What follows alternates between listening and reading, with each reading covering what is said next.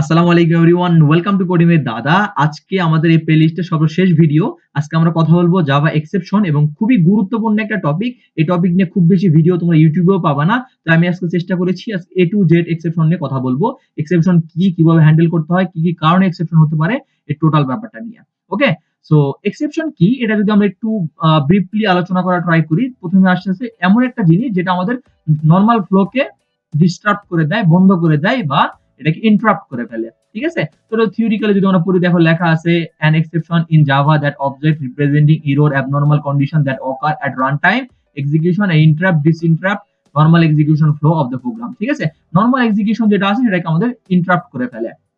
তো real time বা real লাইফের যদি আমরা একটু মিলাইতে চাই, দেখো এখানে একটা ছবি দেখতে পাচ্ছ, একটা মেয়ে ইন্টারনেট ব্রাউজ করছে। ব্রাউজ করতে করতে আমাদের ওয়াইফাই চলে গেছে। ওয়াইফাই চলে যাওয়ার পরে সে কিন্তু ডিসকানেক্ট হয়ে গেছে। ডিসকানেক্ট হওয়ার ফলে সে কিন্তু আর ব্রাউজ করতে পারতেছে না। যদিও এই প্রবলেমটা ফিক্স করা যাবে, কিন্তু এই যে ক্ষণিকের জন্য যে ইন্টারাপ্ট হইলো, এই ব্যাপারটাকে আমরা বলতেছি এক্সেপশন, যেটা কিন্তু ঠিক করা যাবে। ওকে, এটা মনে রাখবা, এটা কিন্তু কি পয়েন্ট যে এই এক্সেপশনটাকে আমাদের হ্যান্ডেল করা যাবে। ওকে, তারপরে দেখো একটা গাড়ির ছবি দেখতে পাচ্ছ। এই গাড়িটা আমাদের পাঞ্চার হয়ে গেছে। পাঞ্চার হয়ে যাওয়ার পরে কি হয়েছে, এই গাড়িটা চলতে চলতে স্টপ হয়ে গেছে। তাহলে এই পাঞ্চারটা ঠিক করলে কিন্তু আমরা আমাদের গাড়িটা আবার চালাতে পারবো। তো এই যে ফ্লো অর্থাৎ প্রোগ্রাম চলতে চলতে যে আমাদের ইন্টারাপ্ট হবে, এটাকে আমরা বলতেছি এক্সেপশন। ঠিক আছে?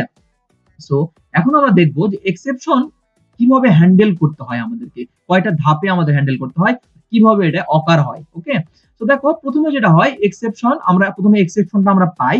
ঠিক আছে? যেমন আমরা ওখানে একটা বুঝলাম যে আমাদের ওয়াইফাই চলে গেছে। তো প্রথমে আমরা ডিটেক্ট করলাম প্রবলেম, তারপর কি করলাম, থ্রো এক্সেপশন। তারপর এই থ্রো এক্সেপশনে কি হচ্ছে, ইনফর্ম দ্যাট আমাদের প্রবলেমটা আমাদের অ্যারাইজ করে, আমাদের এই প্রবলেমটা হয়েছে। ঠিক আছে?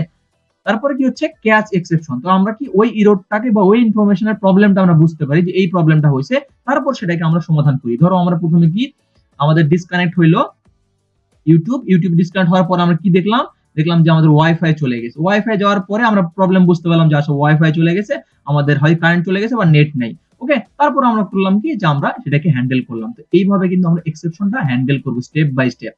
ওকে, তারপরে দেখো এই এক্সেপশন আর ইররের মধ্যে কিন্তু পার্থক্য আছে। কারণ আমরা প্রথমে বলছিলাম যে এক্সেপশন কিন্তু আমাদের সমাধান করা যায় এবং এক্সেপশন কিন্তু আলাদা একটা জিনিস। এবং ইরর এবং এক্সেপশনের মধ্যে কিন্তু ম্যাক্সিমাম লোকজনই কনফিউজ হয়ে যায় ইরর আর এক্সেপশন কি সেম কিনা।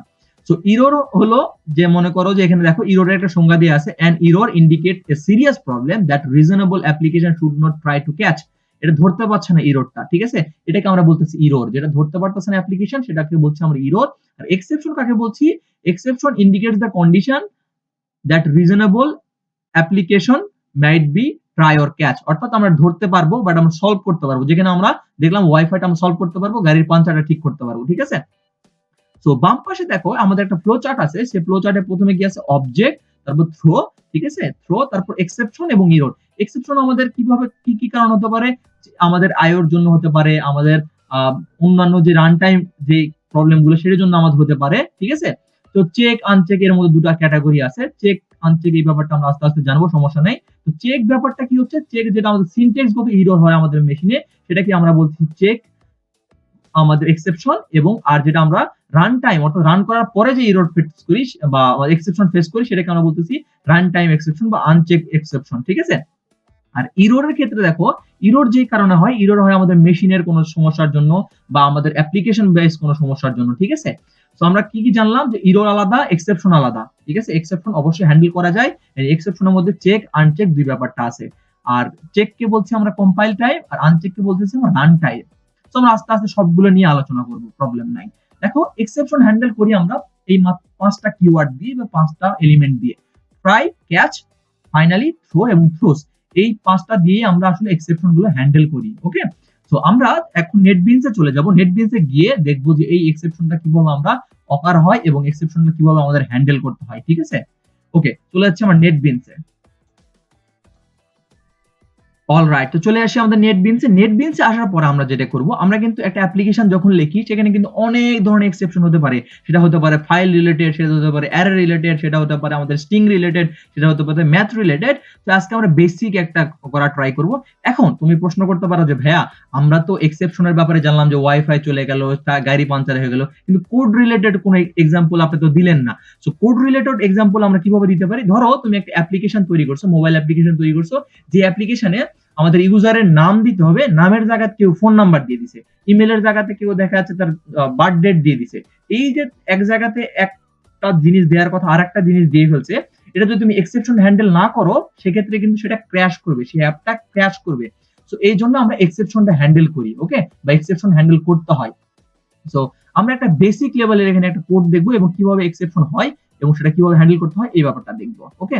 ধরো মনে করো এখানে আমি একটা ক্লাস নিলাম, ধরো ডেমো নামে একটা ক্লাস নিলাম। ডেমো ক্লাস নেওয়ার পরে একটা মেন মেথড, স্বাভাবিক যে কোড, ওই কোড করা ট্রাই করবো। ধরো এখানে একটা বেসিক একটা জিনিস থেকে শুরু করতেছি। ধরো ইন্টিজার এ দিয়ে আমি এটা ভ্যালু দিলাম 100, ওকে। 100 ইন্টিজার বি আমরা ভ্যালু দিলাম 0, ঠিক আছে। তারপর আমি একটা শাউট প্রিন্ট দিলাম, শাউট প্রিন্ট দিয়ে একটা ম্যাথমেটিক একটা ক্যালকুলেশন দেখাবো, দেখি হয় কিনা। দেখো আমাদের কিন্তু কোডে কোনো প্রবলেম নাই, কোডে কোনো এরর নাই। সো আমি যদি এটা সেভ দেই, দেখো এখানে কিন্তু আমাদের জানি কিন্তু এই 100 কিন্তু 0 দিয়ে ডিভাইড করা যায় না। দেখি আমাদের কি এরর আসে, বা আমাদের এই যে কম্পাইলার কি এরর আমাদেরকে অ্যারেঞ্জ করে দেয়। ওকে, দেখো আমাদের কি বলতেছে যে আমাদের এই দেখো এররটা দেখতে পাচ্ছ তোমরা, দেখো এখানে কি বলতেছে অ্যারিথমেটিক এক্সপ্রেশন, ঠিক আছে, যে আমরা অ্যারিথমেটিক এক্সেপশন আসছে যেটা আমরা ডিভাইড বাই জিরো প্রবলেমটাকে বলতেছি, ঠিক আছে। কারণ এখানে এক্সেপশনটা কি হয়েছে, অ্যারিথমেটিক এক্সপ্রেশন, আমরা কিন্তু 100 কে 0 দিয়ে ভাগ করতে পারি না, বা কোনো কিছুকে 0 দিয়ে ভাগ করতে পারি না, এটা ইনফিনিট হয়ে যায়, ওকে। সো এখানে ইরোরটাতেও সেম কথা বলতেছে, এট ডেমো এত নাম্বার 17 নাম্বার লাইন বলে দিয়েছে, এবং এখানে বলতেছে এক্সেপশন হয়েছে অ্যারিথমেটিক এক্সেপশন, যেহেতু আমরা ম্যাথ রিলেটেড ইরর ফেস করছি এই জন্য বলতে অ্যারিথমেটিক এক্সেপশন। আর আমরা গত স্লাইডে পড়ে আসলাম কি, যে এই এক্সেপশন হ্যান্ডেল করি আমরা কি কি ওয়ার্ড দিয়ে, ট্রাই দিয়ে, ক্যাচ দিয়ে, তারপরে ফাইনালি এবং থ্রোজ দিয়ে, ওকে। সো আমি ট্রাই এবং ক্যাচ দিয়ে কিভাবে এক্সেপশন এটাকে হ্যান্ডেল করতে হয় এই প্রবলেমটাকে, এটা এখন তোমাদেরকে দেখাবো। ধরো আমরা এই কোডটাকে আপাতত এরকমই রাখতেছি, রাখার পরে আমরা লিখবো ট্রাই। এগুলোর ব্যাপারে তোমরা কিন্তু একটু গুগল করে দেখতে পারো, ট্রাই ক্যাসের ব্যাপারে আমি অলরেডি তোমাদেরকে বলা ট্রাই করছি। তারপরে তোমরা যদি ডিটেইলে জানতে চাও তোমরা কিন্তু গুগল করে দেখতে পারো, ওকে। তো ট্রাই নিলাম এবং এখানে আরটা নিতে হবে ক্যাচ, ঠিক আছে। ক্যাচ দেওয়ার পরে আমাদের অবশ্যই যে এক্সেপশন হতে পারে, অর্থাৎ আমাদের প্রোগ্রামে যে জায়গাতে প্রবলেম হতে পারে, ঠিক আছে, সেটা কিন্তু আমরা রাখবো এই ট্রাই এর মধ্যে, ঠিক আছে। অনেক সময় হয় না যে এই জায়গাতে আমার এরর আসতে পারে, এই জায়গাতে আমার কাস্টমার ভুল করতে পারে, এই ফিল্ডে আমার কাস্টমার ভুল করতে পারে। সো ওইগুলো আমরা রাখবো ট্রাই এর মধ্যে। আর যেই রিলেটেড আমাদের এরর আসতে পারে সেটা আমরা রাখবো ক্যাচের মধ্যে, ঠিক আছে। যেই এররটা আমরা ধরবে ওর এগেইনস্টে ওটা আমরা ক্যাচের মধ্যে রাখবো। ধরো আমরা এখানে কি রাখবো, অ্যারিথমেটিক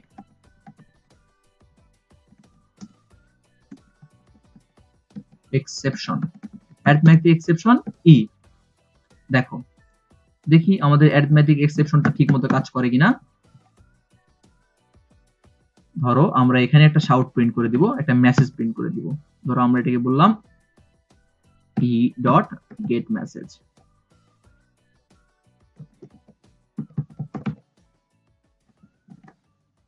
ওকে। দেখো এখানে আমরা একটা এররটা এক্সেপশন হ্যান্ডেল করে ফেলছি, এবং এখানে এই যে ট্রাই এর মধ্যে যেখানে আমাদের প্রবলেম হচ্ছে এটাকে আমরা এখানে হ্যান্ডেল করে ফেলবো। ধরো এই সব প্রোগ্রাম এখানে দিব, তাহলে আমরা কি বুঝলাম যে আমাদের যেখানে এরর হতে পারে সেটা রাখবো আমরা ট্রাই এর মধ্যে, আর যেখানে আমাদের এক্সেপশন যেভাবে হ্যান্ডেল হবে সেটা রাখবো আমরা, এই দেখো অ্যারিথমেটিক এক্সেপশন হচ্ছিল এখানে অ্যারিথমেটিক দিছি। তো আমি যদি এটা সেভ দিয়ে রান দিয়ে দেই,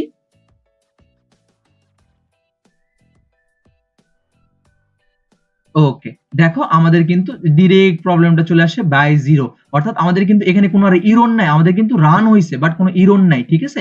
কেন ইরর নাই, কারণ আমরা এখানে এক্সেপশনটা হ্যান্ডেল করে ফেলছি, ঠিক আছে। আমরা ট্রাই এর মধ্যে যেখানে এক্সেপশন হতো সেটা দিয়ে দিছি, এবং ক্যাচের মধ্যে যে এক্সেপশনটা হতো সেই এক্সেপশনটা দিয়ে দিছি।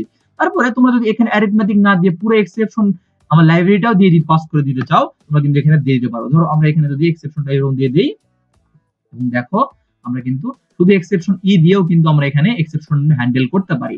তোমরা দেখাচ্ছে অ্যারিথমেটিক বা কোন এক্সেপশন হবে তোমরা জানো না, ইনপুট আউটপুট হবে না, কোন এক্সেপশন হবে, তুমি সেই জন্য এখানে এক্সেপশনের জায়গাতে তুমি জাস্ট তুমি শুধু এক্সেপশন লিখে দিলেই সেটাকে হ্যান্ডেল হয়ে যাবে এখানে, ওকে।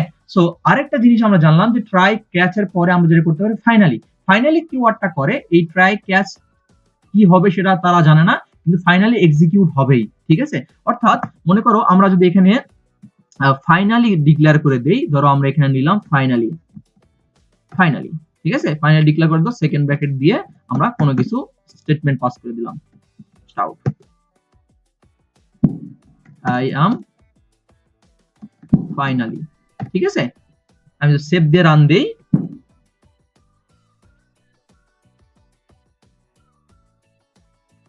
ওকে, দেখো আমি আই এম ফাইনাল, এটা কিন্তু এক্সিকিউট হয়েছে। ঠিক আছে?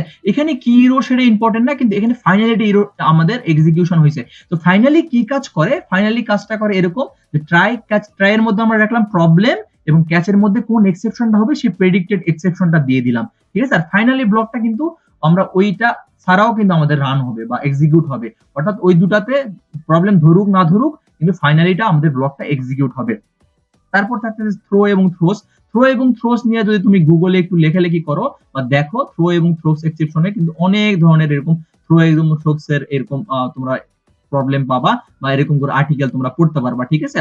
তো তোমরা যদি গুগলে লেখো throw and throws in Java, তো এই ব্যাপারে কিন্তু অনেক বড় বড় আর্টিকেল আছে, তোমরা কিন্তু চাইলে এই ব্যাপারটা একটু ডিটেইলে পড়ে আসতে পারো। থ্রো কোথায় ইউজ করব, থ্রোস কোথায় ইউজ করব। দেখো আমি একটা আর্টিকেল ওপেন করতেছি, এই আর্টিকেলে গিয়ে আমরা থ্রো এবং থ্রোস সম্পর্কে আলোচনা করব। ঠিক আছে? তো দেখো এই আর্টিকেলে কি আছে, থ্রো এবং থ্রোস সম্পর্কে আলোচনা করা আছে। থ্রোতে কি বলতেছে, the throw keyword in java used to explicit the an exception from a throw method and block code। ঠিক আছে? তো আইদার এটা চেক অর আনচেক। ঠিক আছে? দেখো এখানে আমরা যদি একটা কোড দেখি, এখানে কি বলছে থ্রো করা যায়। এখানে আমাদের কোন এক্সেপশন হতে পারে, এই থ্রো বল এই ব্যাপারগুলো তোমরা কি দেখতে পারো। ঠিক আছে?